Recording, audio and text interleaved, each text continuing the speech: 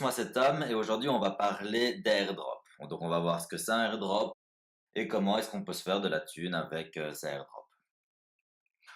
Alors pour comprendre une airdrop, on va tout d'abord voir un peu le début de la vie d'une crypto-monnaie. Donc tout d'abord il peut avoir un airdrop, puis un ICO. Ensuite ça peut devenir listé au market cap et ensuite à l'exchange.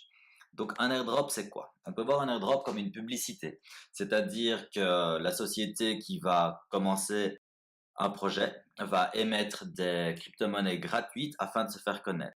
Donc vous avez des petites monnaies gratuites et eux, en échange, ils se font connaître avant l'ICO. L'ICO, c'est la vente de leur crypto-monnaie à la masse. Donc ils ont tout intérêt d'avoir une crypto-monnaie qui est déjà un peu connue, avec un projet déjà un peu connu. Ensuite vient l'indexation au market cap.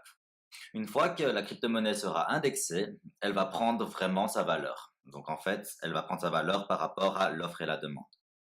Ensuite, elle viendra sur l'exchange. Donc les exchanges les plus connus sont Binance, Bittrex, Kraken.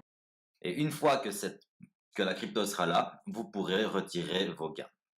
Généralement, du airdrop à l'exchange, ça peut prendre entre 1 et 3 mois. Alors maintenant, la question c'est combien est-ce que je peux me faire avec des airdrops? Alors ici, je suis dans Etherplorer et Explorer et on peut voir que du 31 janvier au 17 février, donc environ 20 jours, bah, j'ai reçu 250 poly, 25 DTA, 410 WZT, etc. Donc ici, on peut voir, c'est un peu plus clair. Donc par exemple ici, les 250 polymath valent aujourd'hui 314 dollars. Pareto 25, 1,98, etc. Donc ici, vous pouvez voir qu'il y a déjà les valeurs, quand ici, il n'y a pas encore de valeur. Alors pourquoi est-ce qu'elles n'ont pas encore de valeur?